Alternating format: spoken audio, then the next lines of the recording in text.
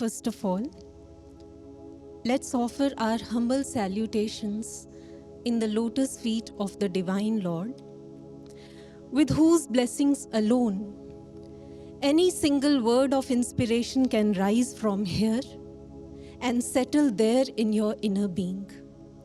Divya Guru Shri Ashutosh Maharaj Ji ki Jai. Brothers and sisters, Shrimad Bhagavad Gita, which is a universally acknowledged scriptural text. It is a compilation of 700 verses. But today, out of those 700 verses, I would like to begin with one shlok, shlok number 11.8, which can be rightly titled as the turning point of Gita. Before going into the details, let's listen to it. Na tu mama shakyase drashtumanenaiva swachakshusha divyam dadami te chakshuh pashyame yogamaishwaram divyam dadami te chakshuh pashyame yogamaishwaram. Divyam dadami te chakshuh pashya me yogmeshwaram. O Arjun, I now bless you with the Divya Chakshu, divine eye, through which pashya me yogmeshwaram, you see the divine Lord. And see where? In the inner world, antar jagat. Because if Arjun had to see it in the world outside, then for that he already had these two physical eyes. And there was no need for Lord Krishna to bless him with an extra eye, this divine eye. Please note here, brothers and sisters, these words of Lord Krishna, that through the divine eye, S-double-E, see the divine Lord within. Why out of all 700 verses, this very verse should be titled or labeled as the turning point of Gita? Because this very point marks a phenomenal phase shift from old Arjun to the making of new Arjun. Yes, there were two Arjuns in the battle of Mahabharat. One that existed before this shlok 11.8, the dilapidated, jaded and faded Arjun. And the one who came into existence after this shlok, the wise and spiritually energized Arjun, who came into existence when Lord Krishna opened his divine eye and made him see the divine world within. And as a matter of fact, it's not just Bhagavad Gita alone. You pick up any Upanishad, any Puran or Yoga Shastra, they all speak in one voice, crystal clear, that God, the Supreme Lord, the divine world can be seen, provided you have this divine eye opened by the grace of a true spiritual master. And not just that, all these scriptures unanimously say that this alone is the true and time-tested technique of Dhyaan, which for the sake of ease in understanding can be said to be meditation. That's why Dhyaan Bindu Upanishad categorically says in verse number 40, Bhuvor madhya lalate tu, nasikayastu mulatah, jani yad amritam sthanam, tad brahmaya yatnam mahat. That in between these two eyebrows, bhuvor madhya, on this forehead, at the root of this nose, they say amritam sthanam. There's the seat of holy nectar, that amrit, and which when activated, they say it very clearly that you see Brahm, the cosmos, the Supreme Lord within. Now here, when we say that meditation means to see the divine experiences in the inner world, then some questions might pop up in your logical and rational minds, like what actually these divine experiences are. How do they look like? Why do we, after all, need to see them? What is their relevance today for us in this 21st century? And on top of everything, are these really practical and logical or mere figment of imagination? Well, the cut-to-cut answers to all such whys, hows, and whats of meditation, they are beautifully encapsulated in Shlok number 9.2 of Gita through 7 distinguishing traits which Lord Krishna puts in this way. Let's listen to this Shlok number 9.2. It says, Rajvidya Rajguhyam Pavitramidamuttamam Pratyakshaavagamam dharmyam Susukham kartumavyayam. so the 7 parameters. 1. Raj Vidya, that means this technique of Dhyaan or meditation is the supreme knowledge, the king of knowledge, and not some namby-pamby breathing exercise or relaxation therapy. 2. Raj Guhyam, that it is the supreme or royal secret which cannot be decoded on internet via chat GPT, but only through internet via chat God. 3. Pavitramidam Uttamam, that means it purifies you, it cleanses you of all your vices like ego, anger, etc. And in the words of Yogananda Paramhansa, it is a peerless purifier, that means no match at all. 4. Pratyaksh avagamam, that means which is directly perceivable, leaving no place at all for any kind of imagination or hallucination. 5. Dharmayam, that is which goes hand in hand with dharma and makes you walk on the path of righteousness. 6. Susukham, that which is easy to practice and very much within the reach of every individual. And 7. Kartum avayam, that means the results of which are everlasting in nature. Brothers and sisters, these 7 distinguishing characteristics which completely give the true definition of meditation, these 7 parameters are not given by someone like you or me on the basis of our likes or dislikes, but these are defined by the Lord Himself on the basis of eternal standards of Dhyaan or meditation.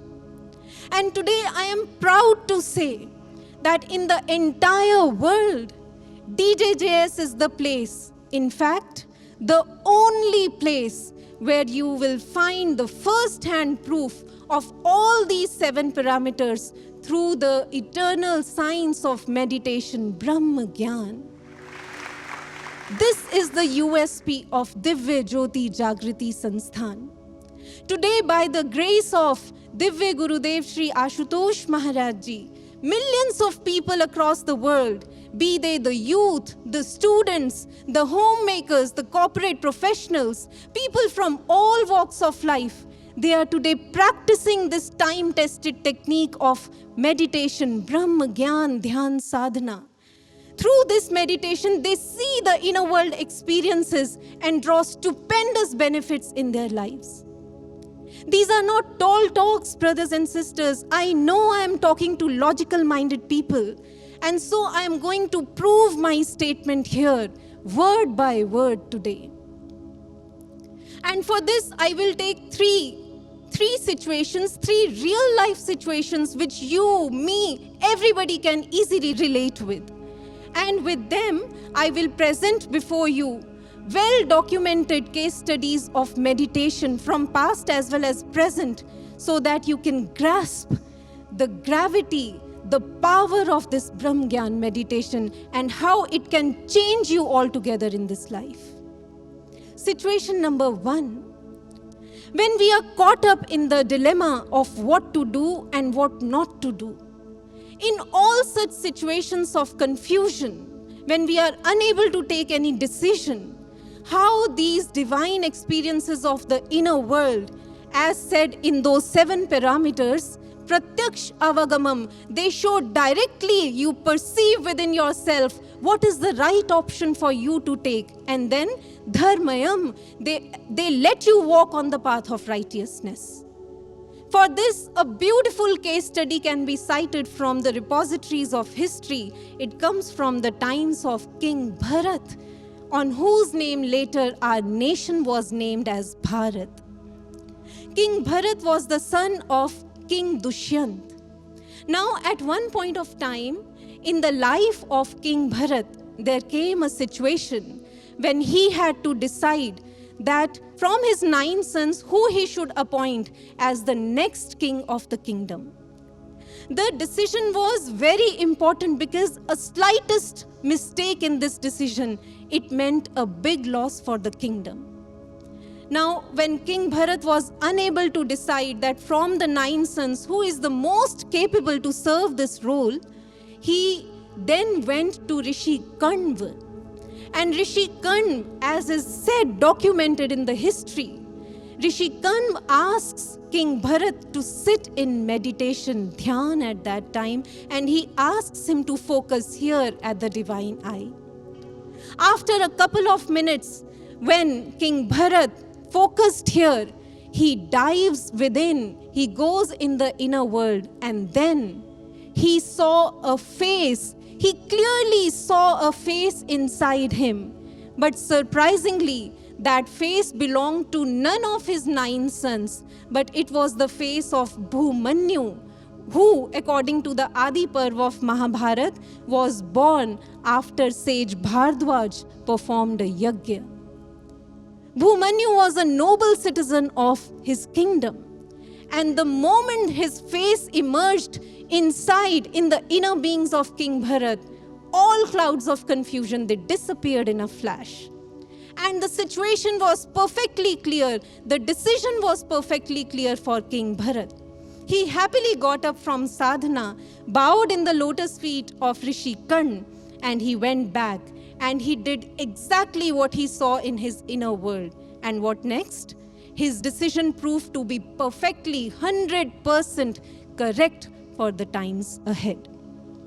This is the beauty of this Brahmgyan meditation and the inner world experiences. They help you decide what you should do for the sake of societal welfare. In the personal life also, this meditation plays an exemplary role to let you know what you should do and what you should not do in your life. And in this case also, I would like to mention a beautiful case study from the present times. There was this youth who was badly addicted to non-vegetarian food. And the list of other addictions which you can think of was also an add-on to it. Why I am saying badly addicted? Because his situation was that for the sake of that craving for non-vegetarian food, you know what he used to do? He used to catch hold of living creatures. He crushed their neck. He tore their legs apart. He boiled them and then relished them. I can understand the feeling of disgust in your inner being. And one befitting word for such an individual from the dictionary can be insane. Yes, to tell you the fact, brothers and sisters, due to his reckless lifestyle, this youth actually became insane. He lost all his mental balance and he became a totally hopeless case in the eyes of his own family even. But what if I tell you that today the same youth who was once the case of hopeless end, today he is the one who is seen with endless hopes by one and all. Yes, he is not only himself living a hale and hearty, a happy lifestyle, healthy lifestyle, but in fact, he is a superb yoga instructor who is today inspiring others to live a healthy lifestyle. And this happened only when he got initiated into this Brahmgyan, Dhyaan sadhana, eternal meditation technique by the grace of Divya Guru Shri Ashutosh Maharaj Ji. When he saw the divine world inside, the celestial visions, immense divine light inside, he found it so very intoxicating and so very captivating, in fact, much more addictive than all the tastes which he had got in the outside world. He found all other tastes in the world outside completely dull and lifeless. And that's why this taste of the inner world, it transformed him from insane to insan, as we say in Hindi, means a truly humane person. This was just one reference I quoted before you. In fact, I would not miss out in mentioning that today there is a beautiful compilation, a 284-page compilation publication of DJJS titled as Farewell to Drugs Forever, which encapsulates beautiful, mind-blowing case studies of those who were once hardcore drug addicts. They were the ones who used to earlier take decisions as per their whimsical minds, their directionless minds, and they used to do blunders in their lives. But today, after they have been initiated into this Brahmgyan meditation, they do not take decisions as per their directionless minds, but they take decisions as per their awakened consciousness when they dive within. They know what they have to do in their lives, and that is why they do not do any more blunders in their life. They do wonders in their life, and they are inspiration for the entire society today. That's why we say that DJJS is not just like any other organization. In fact, it is the man-making organization of this era today. That's the power of this Brahmgyan Dhyaan sadhana and relevance it has for all of us, because we also at times fall into such wrong habits and we fail to come out of them. But this meditation helps you. It gives you the power to wipe off all such negative habits and adopt a healthy, good, civilized way of life. Taking situation number 2, when we are badly shattered by emotional setbacks in our life, then these divine experiences of the inner world, they prove to be excellent emotional healers. And as listed in those 7 characteristics, they offer us a vayam, that is the results which are everlasting in nature. Again, I will prove these words. And in this context, I would like to take an incident from the life of Yogananda Paramhansa. He once, with his team, constructed an ashram near San Diego. However, soon a massive earthquake hit that place, and the entire building, which was built up by all the funds that they had collected, that building in a flash, it crumbled to pieces. Sadly, it was not just the building that collapsed. In fact, the hopes of Yogananda and his team, their hopes also collapsed to pieces. Yogananda went up to the extent of saying these words. He said, "Everything is finished now." He was so much emotionally devastated at that point. However, with immense emotional feelings, with pain in his heart, he sat in sadhana, Dhyaan at that time. And it is recorded, you can read, it is recorded that when he sat in meditation, he saw through his divine eye immense light inside him. And in the midst of that light, a divine voice echoed from the depth of his soul. And what that voice said, it said, "Yogananda, how can you give up so easily? Don't you have faith that I, who got it constructed through you earlier, I can get it constructed again, and not just again, but far more better than the earlier one." Brothers and sisters, this voice was not the result of mental chattering. It was the voice of the soul. And that is why the voice was so loud and clear. And because it had come from the soul, that is why it instilled immense soul strength in Yogananda, who was broken at that time. And it infused so much strength in him that the same Yogananda, bubbling with new spirit and zeal, he got up from his sadhana and again, with full enthusiasm, he started the collection and construction work. And what was the result? As was promised in the inner world, this time they constructed 2 ashrams, and they were better and bigger than the earlier one. Likewise, it happened in the life of Arjuna also.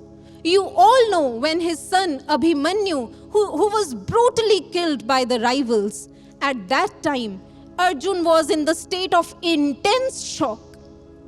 And the shock was so very strong that Arjuna could just not come out of it. He could not take up his duties anymore, and he sat there helpless, emotionally devastated. At that time, Lord Krishna makes him go in the inner world. Arjuna dives in the inner world, and Krishna takes him to that lok, that celestial zone where Abhimanyu had gone after death. Seeing Abhimanyu, Arjuna was so elated, he rushed after him saying, "My beloved son, Abhimanyu." However, to his utter shock, Abhimanyu did not even recognize him. Rather, he said, "Whose son? Whose father? I am a free Atman now."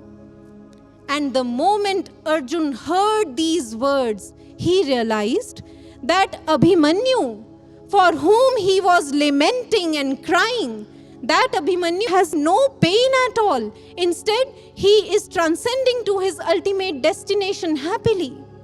And this realization, on seeing this, Arjuna was all out of that emotional trauma. And he could take up his duties for the sake of dharma at that time. This is the power of Brahmgyan meditation, and I bet, brothers and sisters, that this power, this quick and magical effect of the inner world experiences to bring you out of your emotional setbacks, I bet this technique beats all psychological counselings and psychiatric therapies which are prevalent in the modern times. And I would not miss out mentioning one beautiful case study from the present times also in this context. A devotee of Divya Gurudev Shri Ashutosh Maharaj Ji, who is initiated into this eternal meditation technique of Brahmgyan, Raj Vidya, this eternal science of meditation. His father was hospitalized and his condition was very, very serious. Now this son, he was sitting in sadhana, in meditation outside the ICU ward. And at that time in his sadhana, a clear, loud voice of Maharaj Ji echoed in his inner being. Maharaj Ji said, "Dear child, you need not worry at all. Your father is not alone. I am with him always. And believe me, I promise you that even after he leaves his body, I will not leave him even then. And in my embrace, he will always remain protected and happy." The moment the son heard these words of Maharaj Ji, he got up happily from sadhana and he went inside the ICU ward to tell his father that Maharaj Ji is saying that I see you, that Maharaj Ji is seeing you and he is there with you. He went and stood near the bed of his father, and at that time, the moment his father saw him, he held his hand tight with tears in his eyes. But then this son said to his father, he said, "Papa, I just now in my inner world heard these words of Maharaj Ji. Maharaj Ji said to me that you are not alone, you will never be alone, and he is there with you always and ever, Papa." And you know, after that, what did this son do? Which I believe that only a spiritually awakened, consciously awakened Brahmagyani sadhak can only do, nobody else. This son, Actually, the hand with which his father was holding his wrist tight, this son loosened the grip of his father's hand, and he made his father put his hand in this position. He made him join the index finger and the tip of the thumb like this, and he put his hand in the Gyan Mudra, and he said, Papa, at this point of time, at this stage of your life, holding my hand will be of no help in your life ahead, in your journey ahead. Instead, hold Maharaj Ji, Papa, from within by connecting with him, because he alone is your soul's companion. Therefore, Papa, hold Maharaj Ji's hand and not my hand. This is the beauty of Brahmgyan meditation, brothers and sisters, which not only makes you strong to face the emotional challenges of your life, but these inner world experiences and this sadhana, this imparts wisdom with which you can guide others as well to take a wiser approach of life. And to tell you the truth, FYI, for your information, on record till date with DJJS, the number of such divine experiences of Brahmagyani meditators, the count of these experiences runs in lakhs, thousands of which have been published already. And this huge number of divine experiences, it highlights another fact, another feature out of those 7 characteristics, that is Sukham, means these divine experiences are very much practically possible and within the reach of every individual like you and me. And now coming to situation number 3, to make you understand the power of this Brahmagyan, sadhana, meditation, and the beauty of these inner world experiences.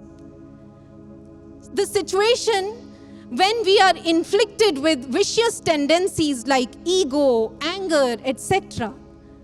In all such moments, these divine experiences, this Brahmagyan meditation, it acts as Pavitramidam Uttamam, that is, it acts as a peerless purifier. It cleanses you of all such vices prevailing within. And a beautiful example can be cited from the life of Muni Uttank.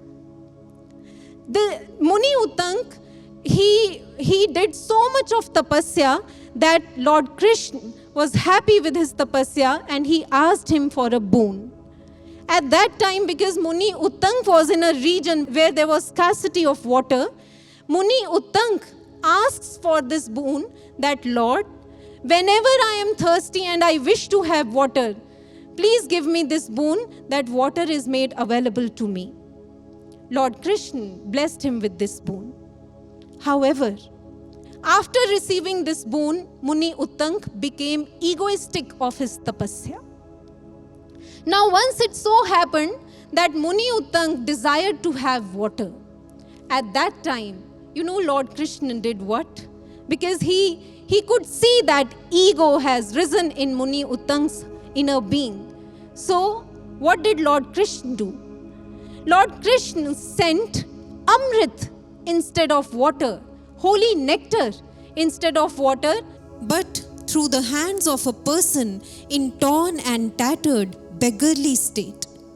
And Muni Uttank, when he saw such a person bringing water for him, he ridiculed him badly and he said him to just go away from his sight, because he said that having water from the hands of such a person would spoil all his tapasya, and he sent him away. After that, as the records of history, the books of history tell, Muni Uttank, when he sat in sadhana, in meditation, Lord Krishna showed him the reality behind the entire episode, that scene which had occurred. And Muni Uttank was left shell-shocked, dumbstruck. He was all in tears at that time, because he had this realization as well as repentance, because his inner world had showed him what mistake, in fact, sin he had done. At that time, relentless prayers emerged from his heart. And it is said that because the repentance was sincere, the prayers were sincere, he propitiated his Lord. And Lord Krishna not only forgave him, but he also blessed him with a very important role that he was supposed to play for the welfare of society in the times ahead. Now see here, brothers and sisters, that ego from whose trap throughout our life we fail to come out, because this is such a vice, and not just ego, other vicious tendencies also. We are all witness to this fact for ourselves. We just are unable to come out of these traps, even after several trials. But this Brahmgyan sadhana and the inner world experiences, because they are the visions of the soul, they are not imaginations, and that is why they have so much power that they can shun away that ego in no time and make your inner being purified. They clean your inner being and you become a noble and beautiful citizen in the eyes of Lord. And in the present times also, brothers and sisters, it is this ego, anger, etc., such vices only because of which we demean others, we misbehave with others. And at times when such vicious tendencies, they go out of control, we even happen to commit crimes. The newspapers are filled with all such news today. And then, because of doing such crimes, we are put behind the bars. However, here also, I would like to put before you the miraculous effect which this Brahmgyan meditation and the inner world experiences they cast upon an individual. Several hardcore criminals, murderers who had committed heinous crimes in their lives, from almost 40 jails of Bharat, including Tihar jail. You know, these hardcore criminals who were earlier brimming with such criminal tendencies that they were all time ready to kill that person who was responsible for putting them behind the bars. They were just waiting for that moment that they should be released and they will kill that person. However, today the same hardcore criminals, they can be seen meditating behind the bars. And not just that, many of them have been released by the jail authorities when the jail authorities witnessed a sea change in their persona. You want proof? Proof is an exemplary publication of DJJS named as Reformed Turned Reformers. That is, the case studies of those hardcore criminals who are not just reformed today by this Brahmgyan meditation technique, but they are serving the role of reformers for society. When this book was launched, the ex-DG Prisons, Director General of Prisons, you know what were his words? These words are there on record, and I'm quoting his words today. He said, "Your organization is doing an exemplary work. You change the mentality of the criminals." He said these words that it is the grace of Shri Ashutosh Maharaj Ji. He said that you people are so dedicated. You spend so much time on even a single prisoner. You change his mindset and you make him a noble citizen of country. And you know, after that, what did he do? He raised his hand like this and he said, "I salute you." Yes, brothers and sisters, DJJS does deserve this salute, because only this is the organization where you have that Raj Vidya, the supreme knowledge, the most powerful Vidya of this entire creation, which has the power to transform you altogether. And before I conclude, I would definitely like to take one question which I feel should be catered to, because otherwise it might create hiccups in your logical and rational mind. And that question is, you might think, are these divine experiences imagination of your mind? Well, there are 2 points which rule out this question of yours. Point number 1. All the case studies which I quoted from history of this Brahmgyan sadhana, where a meditator, a person saw in the inner world, all these references and countless many which are recorded in the books of history. In all these references, you will find that the meditator saw what his guru or Lord wanted to show him. He saw such mysteries, such secrets of past and future which were nowhere in the domain of his imagination. And that is why Sri Aurobindo, he once said to his French disciple Pavitra, he said, Pavitra, you know this place where this divine eye is situated, he said, this place is beyond the reach of even space and time. What to say of the thoughts of the mind when not even space and time can reach this place? Hence it leaves not even an iota of place for any kind of imagination at all. And point number 2, you say imagination. In fact, what you see from this divine eye in the inner world, these experiences are so very real that there have been such instances that what you see in the inner world, they could challenge even what you see in the world outside through these 2 physical eyes. And a beautiful incident is worth mentioning in this context, which comes from the life of Samarth Guru Ramdas Ji. Once Samarth Ramdas Ji was narrating Ram Katha, and in that he mentioned this incident when Hanuman Ji goes to Ashok Vatika, and he said that Hanuman Ji saw white flowers there. However, Hanuman Ji, who was also sitting in the audience disguised as a Brahmin, he instantly got up and he said, "O great one, kindly correct your statement, because the flowers were not white in color, they were red in color."